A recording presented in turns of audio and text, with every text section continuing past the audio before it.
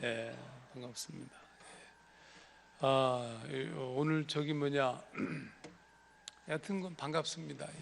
일단 반가운 여러분 목사님을 이렇게 뵈어서 반갑고, 또 여러분들을 만나게 돼서 이렇게 행복하고 즐겁습니다. 찬양팀도 너무 멋있고요. 뭐 별로 반응이 없네요. 오늘 여러분과 함께 이 교사대학 교사 그러면서 동시에 어르신들이 같이 오셔서 참여한 집회인데, 여러분이 보실 때 제가 공부 잘하게 생겼어요, 못하게 생겼어요? 잘하게 생겼죠. 잘하게 생겼어요, 제가 봐도. 근데 잘하게 생겼는데, 이제 이건 변화된 얼굴이고, 원래는 공부를 못했어요. 그렇게 보니까 또 공부 못하게 생겼죠. 공부를 얼마만큼 못하게, 제가 청년 3부 수련회 때 와서 얘기는 했지만, 공부를 얼마만큼 못했냐면 아주 못했어요. 공부를 이제 조금 못하는 사람들이 있고, 반면에 좀 아주 못하는 사람들이 있는데, 저는 아주 못하는 사람이었어요. 그래서 어느 정도 못했냐 하면, 고등학교 때는 358명 중에 325등 1학년 때. 이거 쉽지 않아요. 여러분, 공부 못하는 것들은요, 이게 굉장히 스트레스를 많이 받습니다. 358명 중에 325등쯤 되면은 이게 다른 종류의 삶이 주어져요. 또 선생님들로부터도 굉장히 얻어맞습니다. 우리 때 제가 7, 8학번인데 그렇게 안 보이죠? 한 40대 초반으로 보이지 않습니까? 왜 그래요? 제가 염색했단 말이에요. 이게 태어나서 처음 염색한 거예요. 그렇게 봐줘야 돼. 그렇지 않으면 상처받아요. 그래서 주례를 하는데 막 저보고 할아버지라고 그래가지고 열받아가지고 지금 이게 염색한 거예요. 근데 여하튼 간에 358명 중에 325등인데 이게 소망이 없는 점수예요. 정말 이 얘기 시작하면 여러분 2학년 때 95등으로 점프해. 절치부심. 325등이 95등. 이건 거의 기적 아니에요? 기적이 아니었어요. 2학년 때부터 인문계와 자연계로 나눠지면서 114명 중에 95등이었고, 3학년 때는 94등, 한 명이 자퇴하는 바람에 제가 그런 상태로 공부를 못했어요. 계속 한번 공부를 못하면, 이 공부 못하는 수레바퀴에 들어서면 계속 못하게 돼 있어요. 놀랍죠? 그래서 대학을 들어가요. 대전에 있는 모건대학을 나왔는데 4.0 만점에 1.75. 또 여러분 어려워요. 1점대 방어율이 어려워요. 이게 공부를 못하면, 어렸을 때부터 들었던 말이 뭐냐면, 선생님들로부터 맨날 그냥 정말 우리 때는 많이 맞았어요. 말죽거리 잔혹사 비슷해요. 진짜 그런 비슷했어요. 교련 가르치는 선생님이 군복 입고 들어와가지고 당규 큐대 자른 거 뒤에다 사랑해 해가 이걸로 후려 갈겼습니다. 굉장히 많이 맞았고, 저는 개인적으로 공부를 못했던 무열반 시대를 살던 사람. 공부 못하는 열반이 열반. 열등할 열자지 열심할 열자가 아니에요. 거기 찌그러져가지고 너희들 때문에 맨날 정말 내가 정말 싫어하던 과목이 몇 가지 있었는데, 물리, 화학, 생물 이런 거, 이건 정말 수학, 이건 정말로 평생 도움이 안 되는 학문. 제 삶 속에 살아오면서 저한테 아픔을 준 학문이지, 이거는 저한테는 무슨 기초과학, 오케이 좋아, 그거 다 좋은데 나한테는 아무 과학도 아니야. 썩을 놈의 학문이야. 생물, 정말 생물은 있잖아요. 생물 외에는 생물은 안 좋아. 여기서 앞에 생물은 이제 해산물, 생물. 이 생물이 어느 날 선생님이 말이죠, 뭘 가지고 왔냐면요, 이만한 투명한 이 그릇 있지 않습니까? 거기다가 개구리 알을 한 뭉탱이 가져왔어. 좋아, 가져온 거 좋아. 딱 가져온 다음에 이제부터 관찰을 하지. 오케이, 좋아, 관찰해. 근데 이게 하루 지나고 며칠 지난 다음에, 그 다음에 이제 이 개구리 알이 퍼지잖아요. 퍼지면서 그 알이 이제 또 올챙이로 바뀌기 시작하고, 그러다가 나중에는 있잖아요, 개구리가 돼요, 드디어. 놀랍게도. 그리고 개구리가 되신 다음에, 그 다음에 그걸 끄집어내서 배째가지고, 그 다음에 이건 소장, 대장 이렇게 다 했다니까? 한 학기 내내? 시험이 뭔지 아세요? 25일째 어떤 현상이 벌어졌냐? 그러니까 25일째 이 올챙이 알이 25일째 뭐가 됐든지 나의 인생에 무슨 의미가 있어요. 내가 태어나서 25일째 어떻게 됐는지도 모르는데. 근데 더 중요한 것은 뭐냐면, 그것으로 인하여서 인간이 결정이 되는 거야. 이 똘빠가 이 머리엔 똥 만드는 놈아. 아니 그러니까 25일째 모르는 게 왜 똥이 들어가냐, 머리에 왜 똥이 들어간다는 표현이 되는 거예요? 난 이해를 못하겠어. 물리 하등 도움이 물리 도대체 난 정말 우리 한국의 교육이 문제가 있다고 봐요. 여기 고등학생 친구들 수능 끝났지? 잘 됐다 임마. 점수 다 나오면 다 알아. 여러분 인생 끝났어. 그 사이에 실컷 놀아. 여러분 그러니까 이게 말이죠, 이 공부도 저는 공부를 못했어요. 브라보. 이 공부 못하는 것들은요, 이거 여러분, 자 그러면 잠깐만, 오늘 지금 제가 시간을 조절하면서 설교를 해야 되는데 벌써 이렇게 초반에 잘못 걸면 오늘 이게 안 됩니다.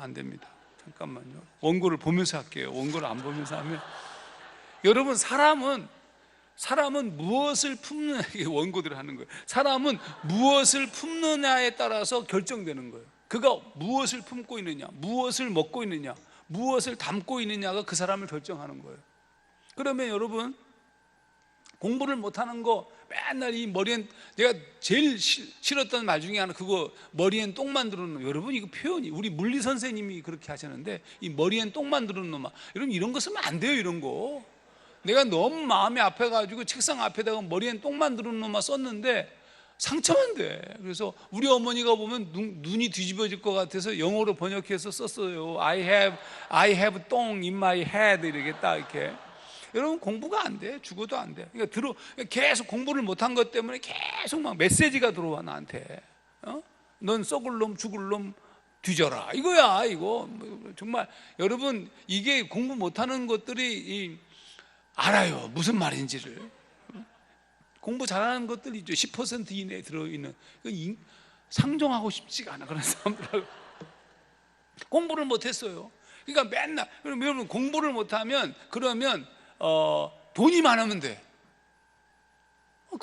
돈이 많으면 되잖아. 어차피 돈도 없어. 완벽해. 돈이 없어. 와, 정말 왜 우리 어머니가 딱 돌아가시면서 남겨주신 총 재산이 300만 원이야. Just 300 million 원이야.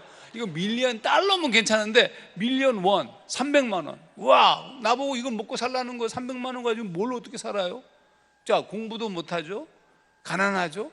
그러면 아주 따뜻한 어떤 부모의 어떤 삶의 환경 천만에 말씀. 우리 어머니와 아버지는 제가 태어나면서부터 별거하셨어요. 와우, 아름다운 나눔의 인생. 그래서 두 분이 따로 사시는 바람에 저는 외할머니하고 같이 살았어요. 외할머니하고 같이 사는데 어머니는 한 달에 한 번 볼똥말똥이야. 어렸을 때부터 엄마 젖을 물지 못하고 할머니가 이 조 있잖아요. 조 있죠. 조를 얇은 체에다가 걸러가지고 거기서 나오는 미음 같은 그걸로 제가 먹었다고 그래요.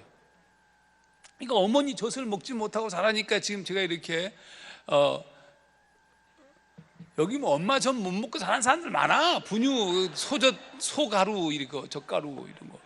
여러분 그렇게 살던 제가 언제 우리 외할머니가 초등학교 2학년 때 돌아가시면서 어머니하고 같이 살게 되는데 제가 어머니를 어머니라고 안 부르는 거예요. 하도 떨어져 있었으니까. 너무 장난이 심하고 너무 막 못되게 구니까 우리 어머니가 걱정하다가 아버지가 없어서 그런가 보다 해서 아버지와의 다시 결합을 결정해요. 제가 초등학교 5학년 때. 이건 치명적 실수였어요, 제가 보기에. 왜냐하면 그 당시 우리 아버지는 술 중독자의 한정치산 선고를 받은 중증 노숙자였어요. 그러니까 우리 아버지하고 딱 결합하는 순간 아버지가 있잖아요, 맨날 폭력을 휘두르시는 거예요. 맨날 술을 드시니까. 난 이해를 못 하겠더라고. 아니 그냥 조용한 집에 이게 도대체 무슨 꼴이야 이거.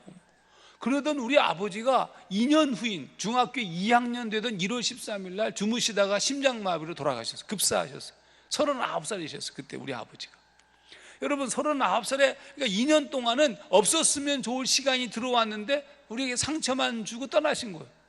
근데 어머니는 39살에 동갑이셨는데 39에 또 과부가 되셔서 저를 믿고 살기 시작했는데 우리 어머니는 병원에서 허드렛 일을 하는 간호사이셨어요. 근데 여러분 병원의 이 옥상에 있는 이 옥탑방에서 어머니하고 둘이서 살았는데 있잖아요. 그러니까 공부도 못하고 가진 것도 없고 집안 형편 엉망이고 성격 한심하고, 저보고 뭐라고 얘기했냐면 무슨 이런 말을 많이 썼어요. 지혜비를 닮아서. 정말 싫은 말이에요. 지혜비를 닮아서. 근데 옥상 옥탑방에서 이렇게 사는데 옥상 옥탑방에 바로 밑에 층이 그 병원 원장네 식구들이야. 너무 잘 먹고 잘 살아. 내 또래 애들이 있다? 꼭 그러잖아요. 영화가 아니야 실제로. 너무 잘 살아. 사남매인가인데 나는 위에서 우리 엄마하고 둘이서만 사는데 너무 비참해. 여러분, 많은 비참한 거 있지만 한 가지만 딱 얘기할게요. 아니 그 당시에 있잖아요. 제가 7, 8학번인데 1978년도에 대학 1학년이 했다는 뜻이에요.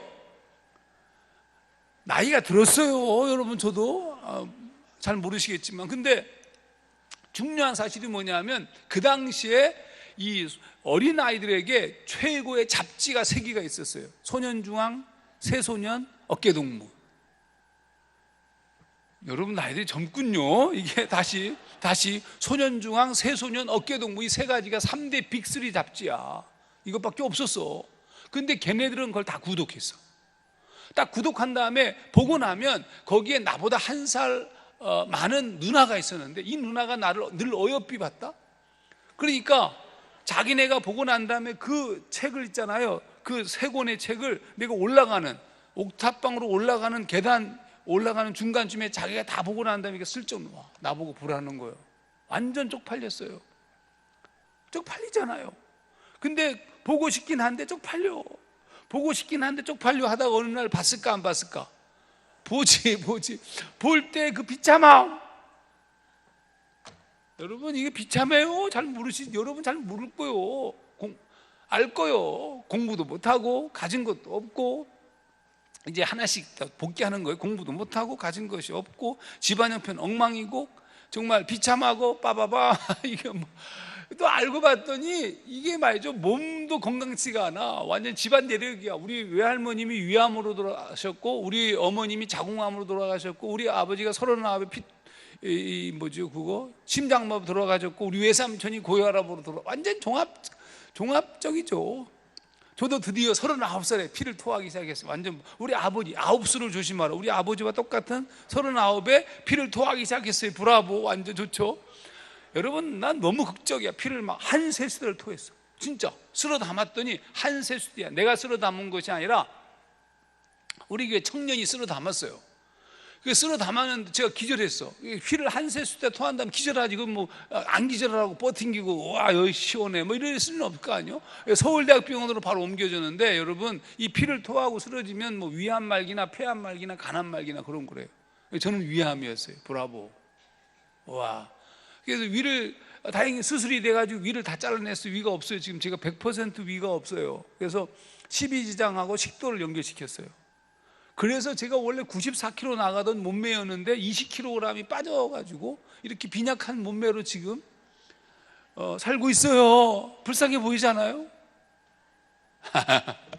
아니긴 뭘 아니야. 부실해요. 근데 난 좋아. 20kg 빠졌으니까 좋죠. 보여줘. 여러분, 그러니까 이게 나는 사람에게 무엇이 들어가느냐가 그 사람을 결정하는 거예요. 그러니까 지금 나의 경우는 그 들어온 것들이 전부 하종환이라는 존재를 망치는 얘기들이에요. 전부 다. 그 중에 어떤 사람에게는 한 가지만 있어도 인생 포기해요.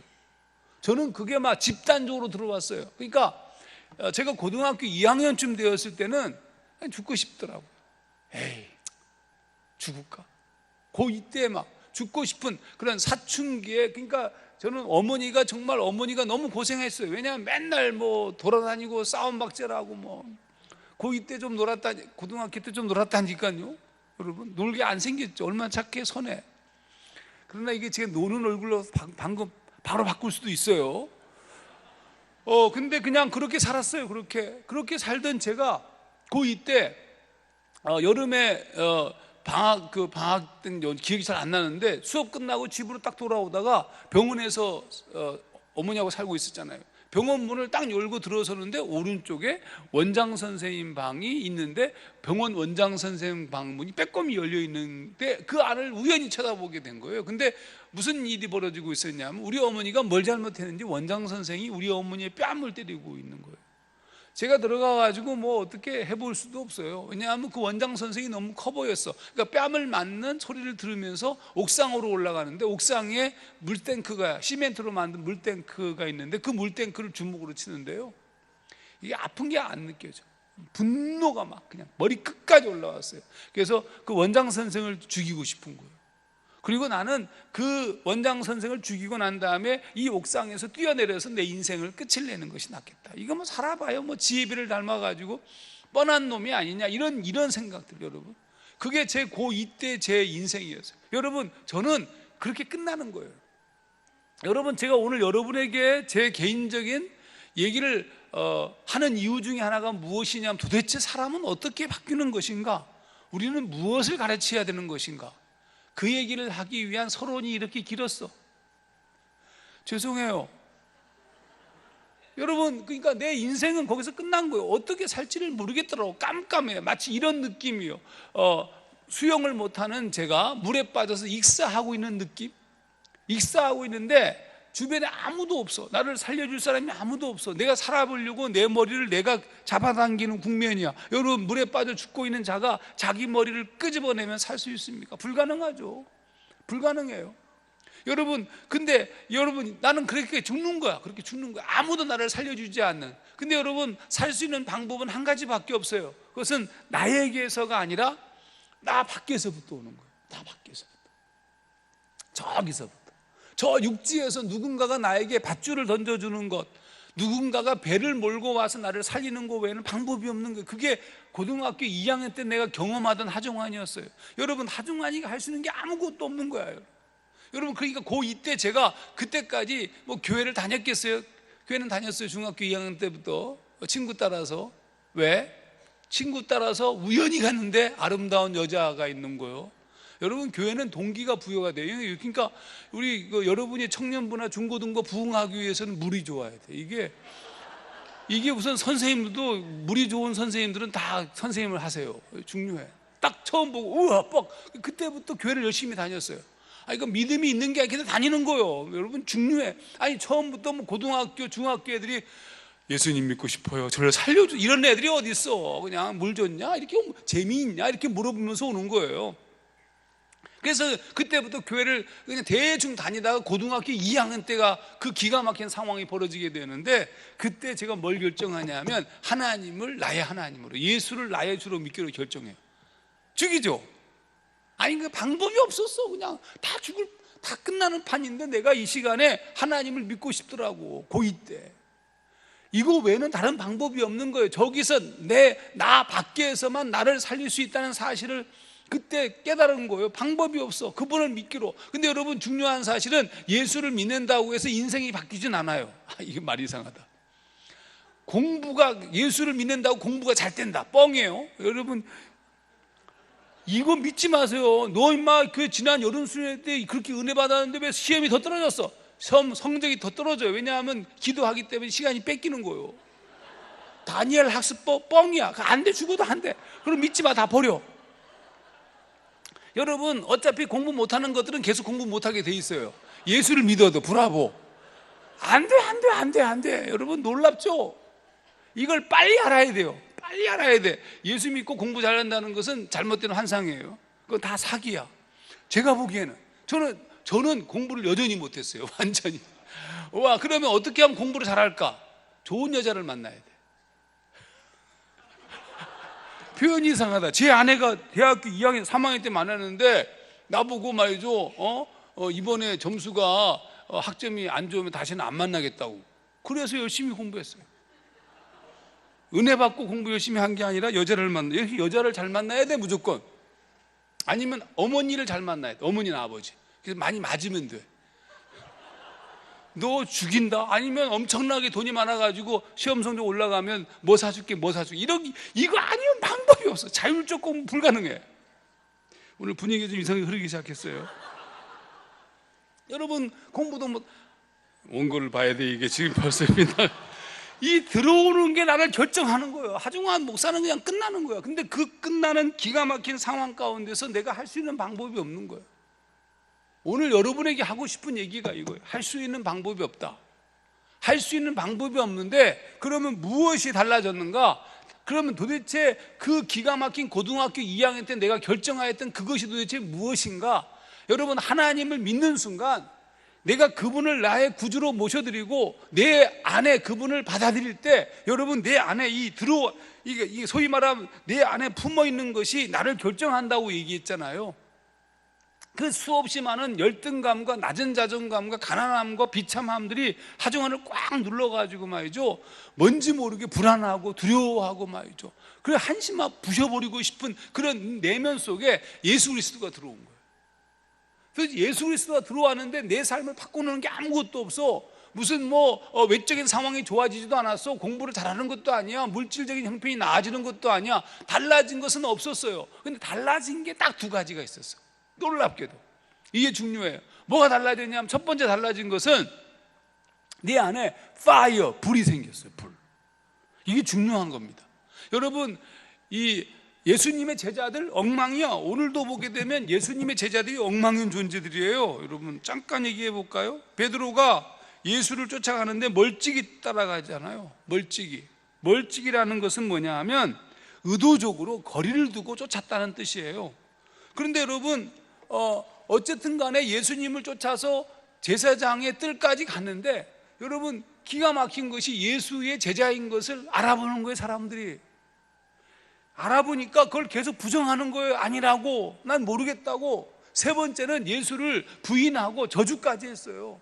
여러분, 성경 말씀을 다시 좀 읽어보세요. 이거 정말 기가 막힌 얘기요.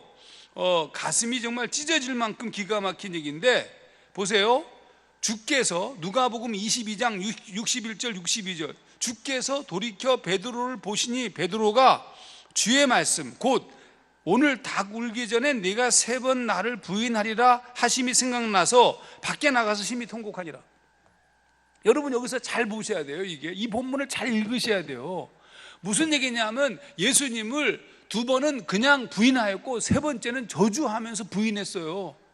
저주하면서 부인하는데, 여러분, 그때 무슨 일이 벌어졌냐면 닭이 울었어. 근데 중요한 것은 닭이 우는 것과 그러니까 베드로가 말이 끝나기 전에 닭이 우는데 그때 무슨 일, 그러니까 지금 그때는 뭐가 하고 있냐면 베드로가 예수님을 저주하고 있는 순간이에요. 저주하고 있는 순간에 예수님이 베드로를 쳐다보신 거예요. 공동번역을 읽어볼게요. 공동번역 들어보세요. 베드로의 말이 채 끝나기도 전에 닭이 울었다. 그때에 주께서 몸을 돌려 베드로를 똑바로 바라보셨다. 그제서야 베드로는 오늘 닭이 울기 전에 나를 3번 모른다고 할 것이다 하신 주님의 말씀이 떠올라 밖에 나가서 통곡을 한 거예요. 여러분, 오늘 우리 개역성경에서 읽었던 말씀과 같잖아요. 주께서 돌이켜 베드로를 보셨다고요. 근데 베드로를 보고 있어. 자기가 저주하고 있는데 그 저주하고 있는 자기를 바라보시는 예수님과 딱 마주쳤지만 그가 다시 무엇인가를 할 수가 없었어요. 고작 한 것이 뭐냐 하면 밖에 나가서 심히 통곡하였고, 그리고 예수를 쫓은 것이 아니라 그 다음에 베드로는 사라져요. 성경에 십자가에 못 박힐 때 베드로가 없었어요. 언제 나타났냐 하면 예수님께서 부활하시던 그날에 베드로의 모습이 드러난다고요. 여러분, 그러니까 소위 어떤 의미에서 보자면 한심한 거예요. 아무것도 아니요.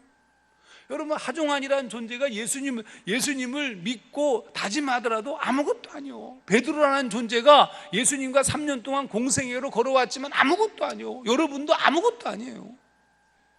저는 이게 굉장히 중요하다고 봐요. 아무것도 아닌 존재, 어떻게 해야 좋을지 모르는 존재가 우리 모습 아닙니까?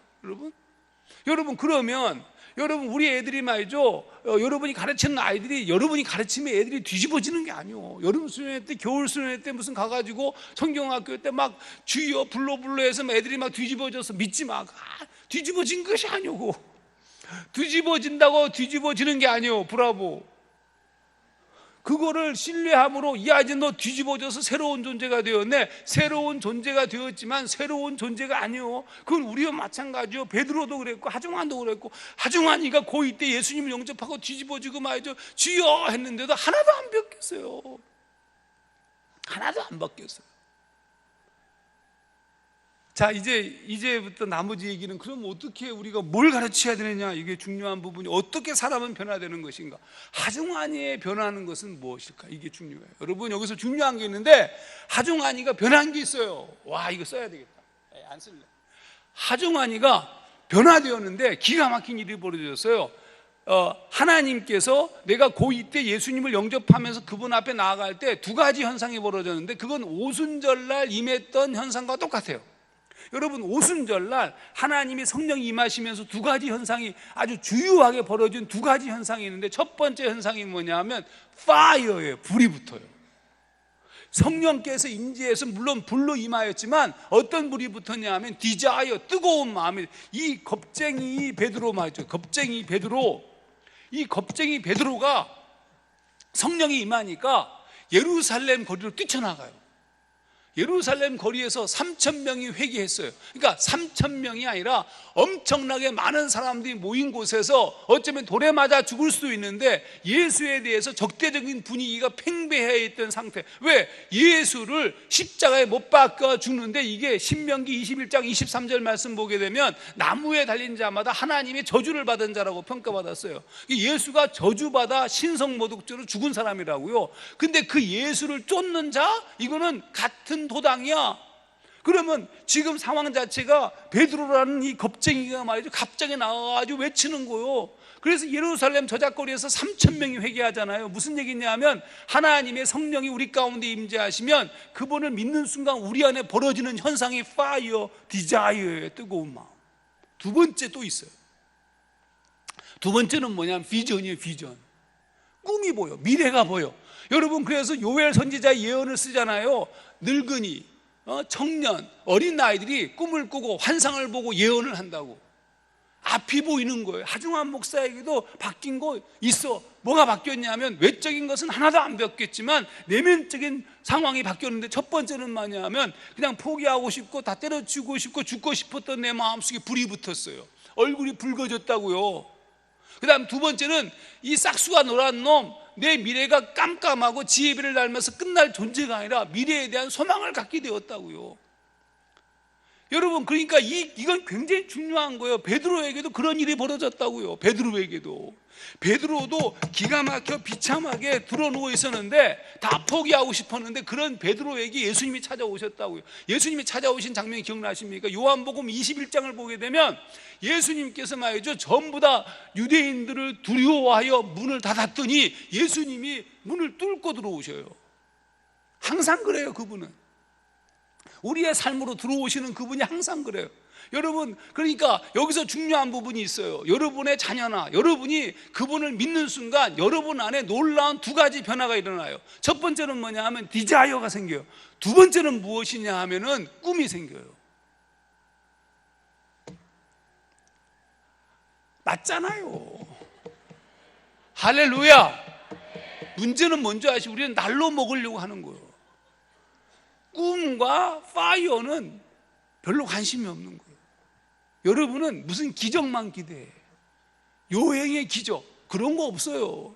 하나님이 무슨 주술사인 줄 아십니까? 여러분, 이 지점이 교사들이 해야 될 지점이에요. 아이들에게 무엇을 불어넣어 주냐면 그런 꿈을 꾸고 그런 마음에 열망이 있는 것들에게 힘을 불어넣어 넣어주는 역할을 해야 된다니까. 다른 거 하는 거 아니에요. 여러분, 그게 교사예요. 하중한 목사의 존재의 핵심이 뭔지 아십니까? 그런 나에게 소위 말하면 내가 무엇인가를 하고 싶어하는 열망을 갖게 한 사건들이 벌어지는 거예요. 여러분, 이거 굉장히 중요해요. 따라서 하겠습니다. 중요하다. 중요하다. 왜 그래? 첫 번째 중요한 게 당연한 얘기지만 첫 번째는 축복하는 거예요. 아이들에게 축복하고 그래야 돼요. 진짜. 그럼 다른 것부터 얘기할게. 먼저 기도해야 돼요. 또 다른 것부터 얘기해야 돼. 여러분, 이 하중환이라는 존재나 우리가 내 안에 하나님의 성령이 임하시고 그분을 믿기로 결정한 그 순간부터, 이 예배당에 들어와서 우리 아이들이 와서 하나님 말씀을 듣는 순간부터 하나님께서 그 안에 뜨거운 마음을 주셔요. 그래서 우리 아이들이 처음 은혜 받을 때 보면 막 뜨겁잖아. 집에 가라고 해도 교회에서 막 기도하잖아. 뜨거워진 거예요. 마음에 새로운 비전이 생겼어. 근데 그것을 막으면 안 돼요. 그래서 무엇이 필요하냐 하면 아이들을 위하여서 끊임없이 기도로 도와야 돼요. 저는 이거 핵심이라고 봐요. 살아나는 건 그것밖에 없어요. 다른 방법이 존재하지가 않아요. 제가 미아동 교회라는 교회에 부목으로 갔어요. 1988년도에. 88년도에는 30살이었습니다. 30살. 딱 갔는데 거기가 기름시장 안에 있었어요. 기름시장. 가난하고 못 살고 막 서울에 막 그런 동네야. 근데 딱 갔는데 6월 달에 부임했는데 7월 말에 여름 수련회가 있었어요. 중고등부를 데리고 갔어요. 한 80명 모이는 중고등부였어요. 80명을 데리고 강원도 어느 송동분교라는 곳에 가가지고 천막으로 군용 천막을 치고 그 안에서 집회를 시작했어요. 그런데 애들이 나보고 뭐라고 얘기하냐면, 목사님 저녁 집회 2번, 새벽 예배 2번만 인도해 주세요. 나머지는 자기네들이 다 알아서 하겠대. 그래, 니네들이 다 알아서 해라. 근데 완전 날라리들이야, 걔네들 전부. 그 기름시장에 좌측으로 설화벌고등학교, 위쪽으로 고려고등학교가 있는데 양쪽 학교에 짱들이 교회를 다녔어. 몇 년 꾸른 애들도 많았고.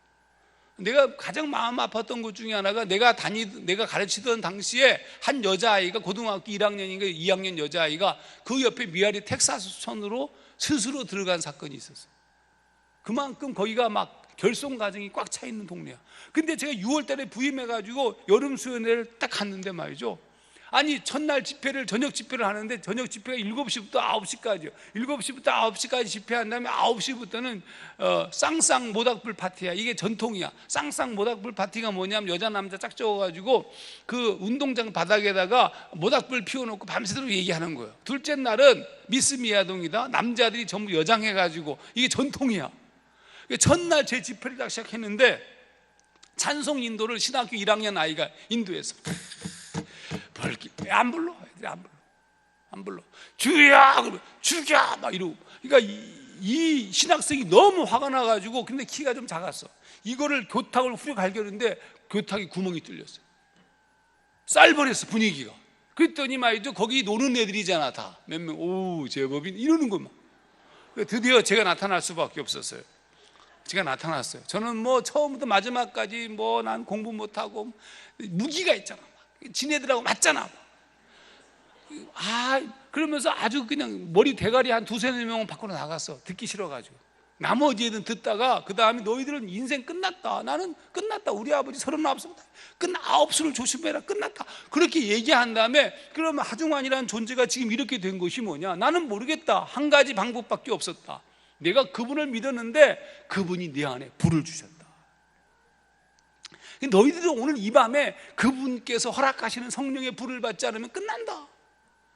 그런 다음에 이제 기도 시작다 그랬어요. 와, 죽이죠. 제 주특기가 기도예요. 잠깐만, 전도사님이시죠? 잠깐만 나와보세요. 제가 한 놈당 3분씩 기도했어요. 3분씩. 한 놈당 3분씩 기도한 다음에 졸도시킨 다음에, 그때 제가 88년도에 88kg였는데 그렇게 한 다음에 4-5명 묶여지면은 선생님 한 명씩 붙여가지고 그 다음 보냈어요. 그럼 그 학교 마당에서 같이 기도하는 거, 거기서 간증 나누는 거야. 근데 제가 한 분당 3분씩 기도했는데 오늘 시간 관계상 10초만 할게요. 10초만 해도 이분이 죽어요.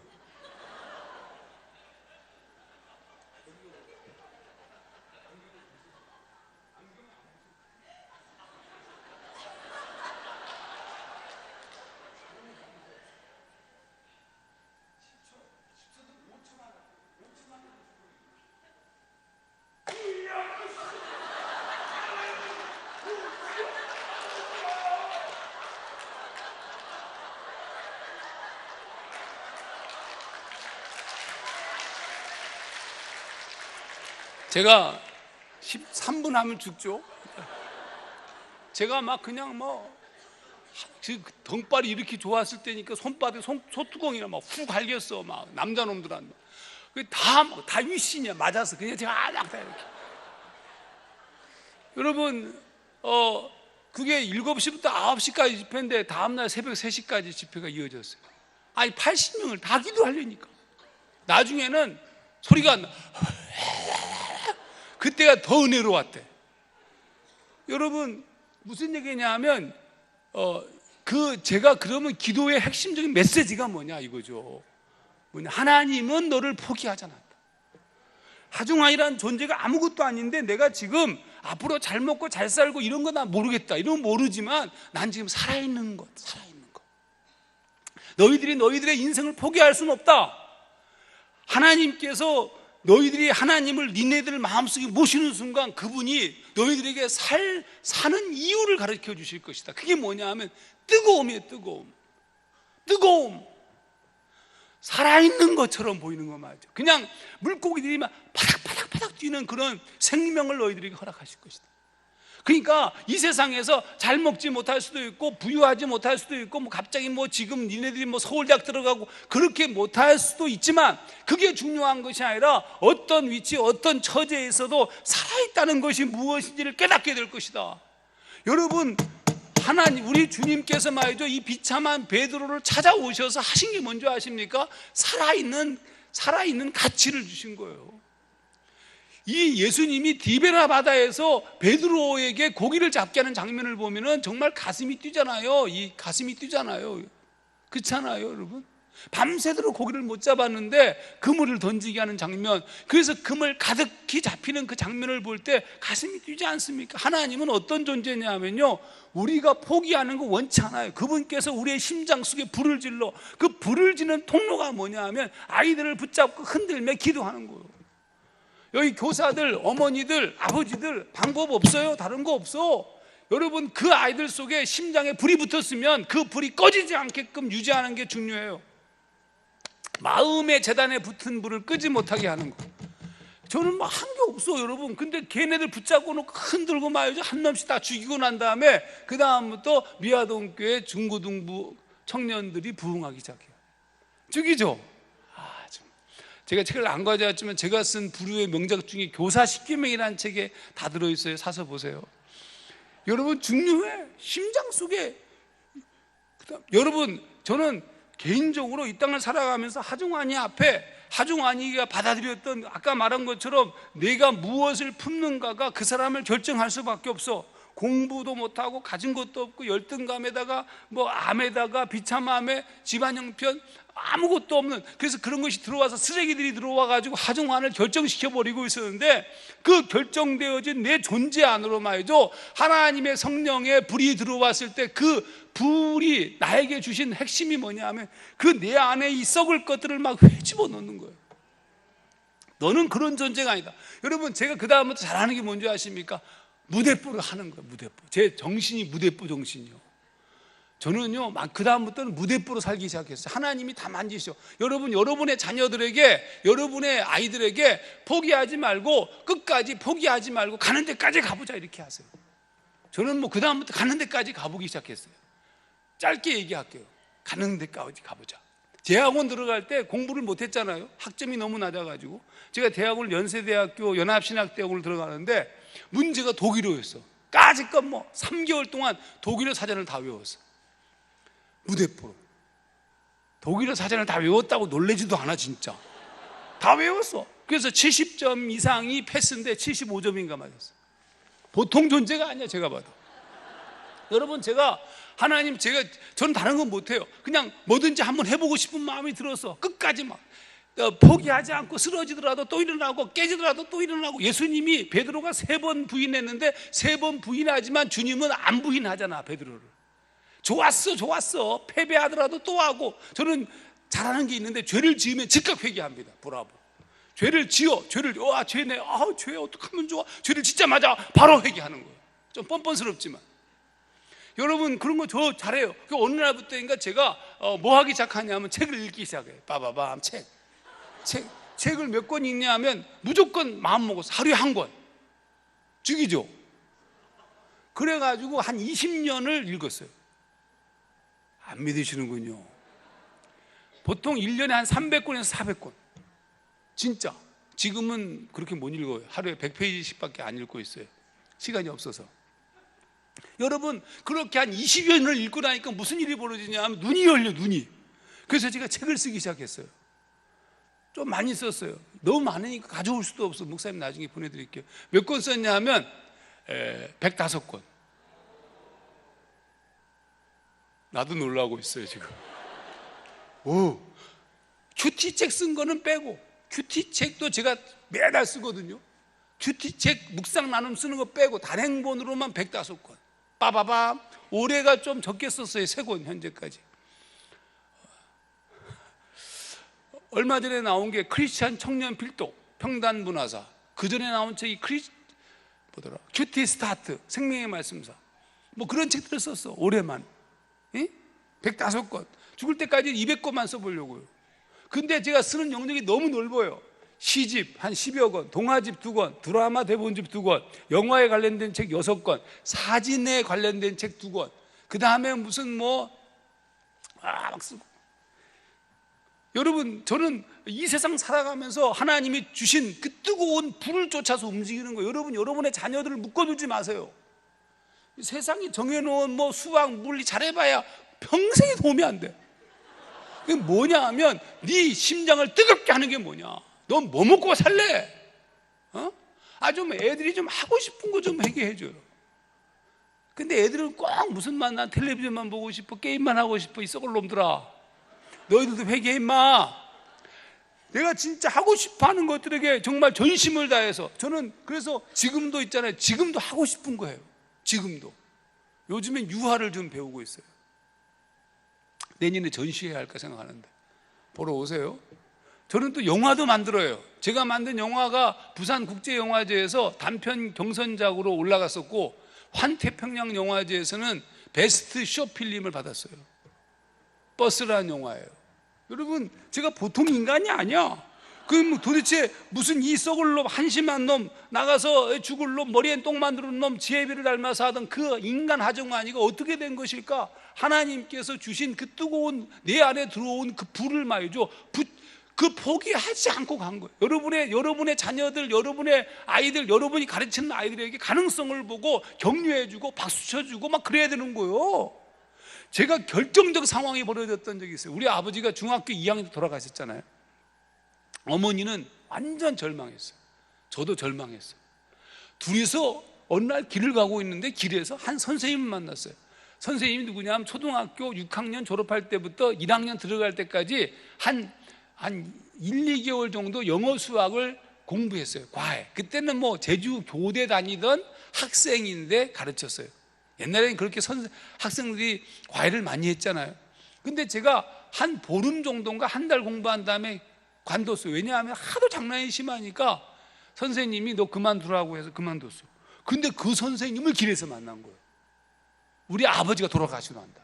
근데 그 선생님이 우리 어머니 보자마자 정말 안 됐으다게 통역해 드릴게요. 제주도 현장 정말 안 됐습니다. 제주도 말 하는 거예요. 근데 야이만 믿으면 삽석해. 그런데 이 아이만 믿으면서 사십시오. 저를 보면서. 그러니까 우리 어머니가 아이고 그런 말 하지 맙소. 아이고 그런 말씀을 하지 마십시오. 나도 옆에서 나를 믿으면 안 돼. 나는 내가 봐도 한심한 놈이야. 근데 아니우다게 야이에 막 우상한 아이 마시. 아닙니다. 이 아이는 매우 놀라운 아이입니다. 여러분, 이 썰렁한 대화를 하고 끝났어.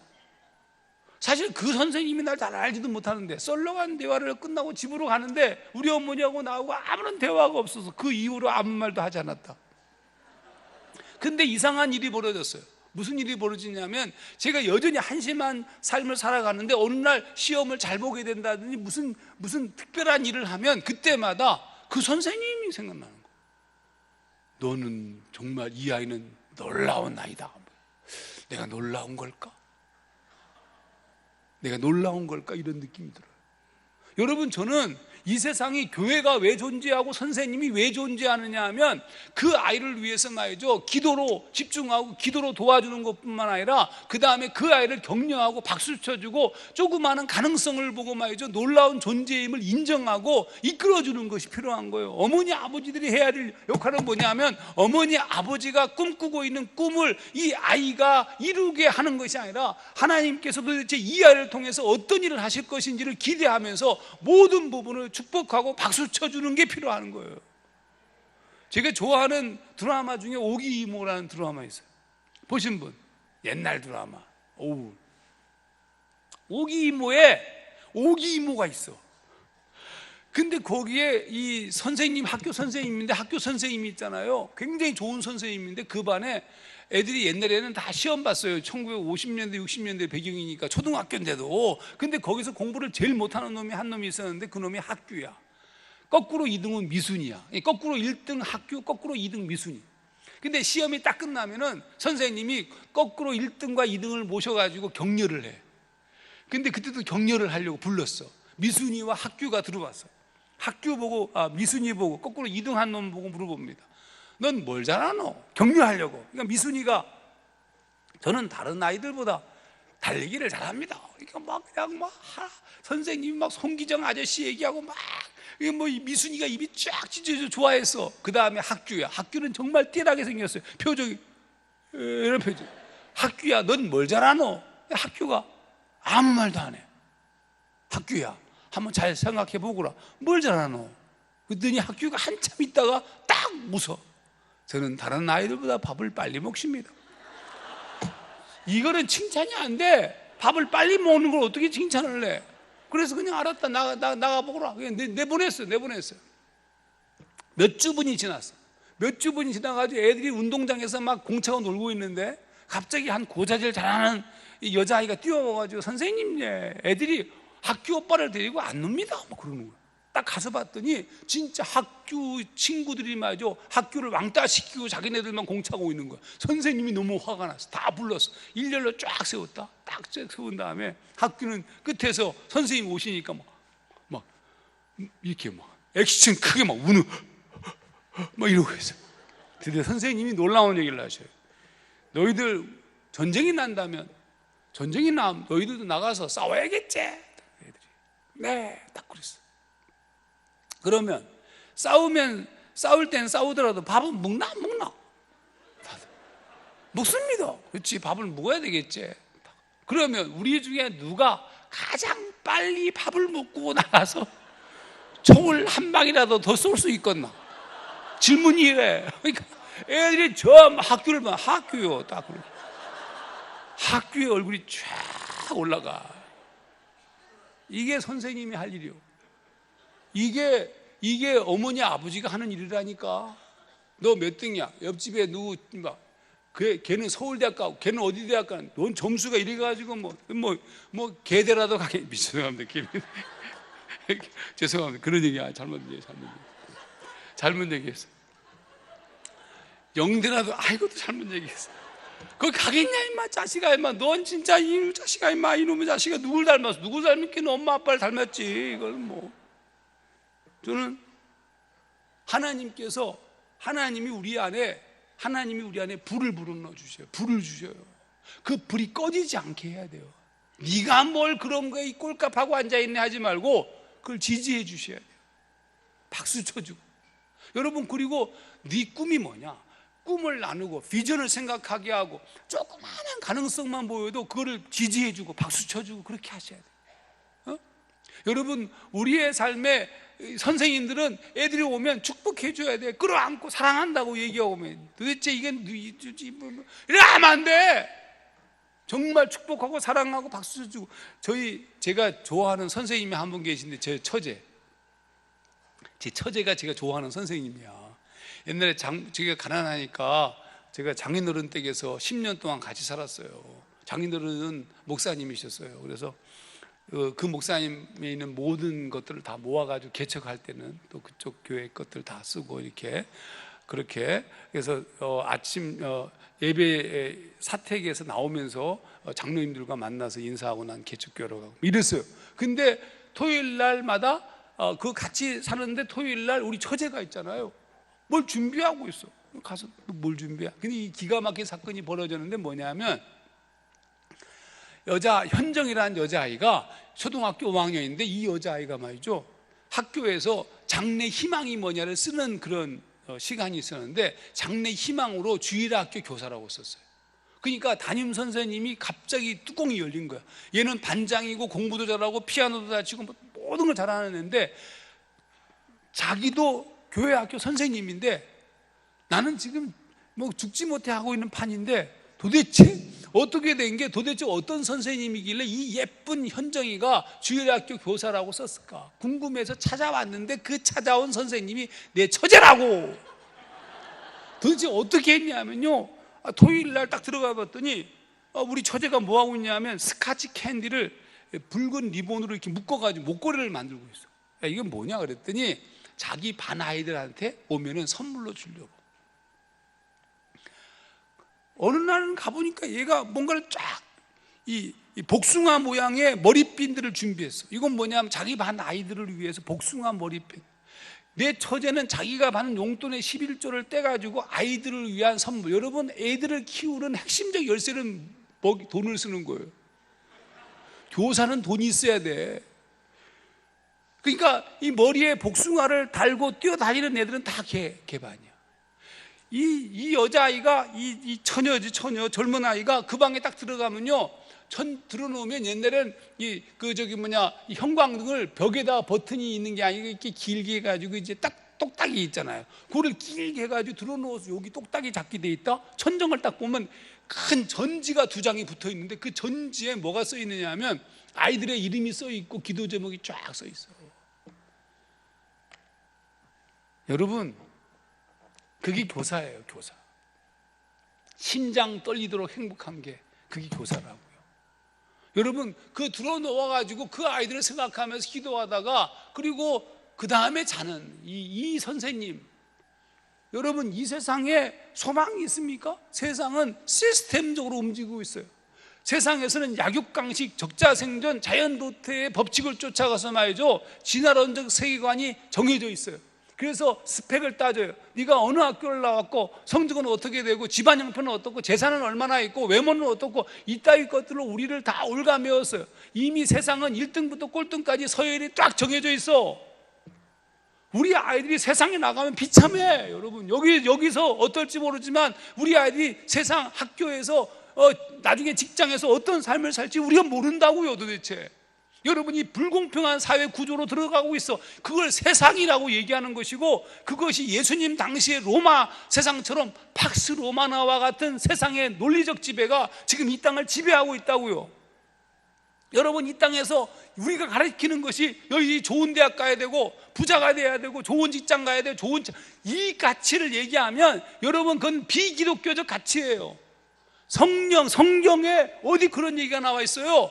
여러분이 뭘 가르쳐야 되냐 하면 하나님의, 너희는 이 믿음의 주요 온전케 하시는 주를 바라보라 하신 말씀처럼 주를 바라보면서 그 아이들 심장 속에 주님께서 불을 붙여 넣어 주세요. 살아갈 용기를 갖게 한다고요. 왜 우리가 사는지 이유는 모르지만 가슴이 뜨거워져서 예수의 이름을 불러도 기분이 좋고 예배당에 나오면 마음에 평안이 생겨요. 여러분, 그 평안의 이유가 꺼지지 않도록 여러분이 기도로도 없고 말이죠, 축복하고 박수를 쳐줘야 돼. 세상에서는 찌그러져 왔지만 한번 안아주는 거야. 괜찮다고. 괜찮아. 선생님도 공부 못했다. 공부 못하는 것들만 딱 긁어 모아서 교사를 시켜야 돼. 그러니까 공부 잘하시는 분들 다 사표 내셔요. 여러분, 내가 못했지만 하나님께서 내 삶을 인도하시고 너의 삶도 책임져 주실 것이다. 내 심장 속에 뜨거움이 있다. 나는 주님 때문에 좋다. 그게 바울의 심장 아닙니까? 바울이 말하기를 말이죠, 내가 이 세상에서 말하기를 모든 세상적 세속적 가치와 그런 모든 걸 갖고 있지만 그 모든 것들을 다 배설물처럼 여긴다. 왜? 예수를 아는 그 지식이 가장 프레셔스, 고상하기 때문에 내 심장에 뜨거운 거. 그리고 여러분, 이 뜨거운 자들에게 하나님이 끊임없이 보여주시는 거예요. 꿈을 보여주시고 비전을 보여주시고 걸어갈 미래를 보여주시고 말이죠. 그렇게 걸어가도록 한다니까. 여러분, 축복해줘야 돼요. 애들 오면 안아주기. 사랑한다. 자식아 임마. 저는 잘하는 게 뭔지 아십니까? 지금도 저희 교회엔 청년들이 한 70%가 청년들인데 주일날 오면 다 안아줍니다. 자식 이리 와 임마. 팍! 특히 어떤 놈들은 오자마자 목사님 지난주에 심각한 죄를 많이 지었구나. 빡! 사하노라. 여러분 죄송합니다. 제가 안아주고 박수 쳐주고 브라보. 야 인생 한방 아니다. 야, 이래도 한 세상 저래도 한 세상. 진정성을 가지고 세상에서 찌그러지더라도 걱정할 것 없다. 끝까지 가자. 옆에서 있어줄게 임마. 자식아 임마. 막 그렇게 하는 거예요. 여러분 아이들에게 힘을 불어넣어 주세요. 여러분이 뭐가 되냐면 에너지가 돼야 되고 You are my energy, You are my 휘발유. 푸아 내 휘발유를 받아라 말인 거.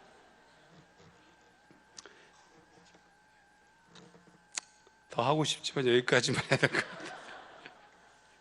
저는요 마지막으로 하나님의 계획을 정말 믿고 있어요.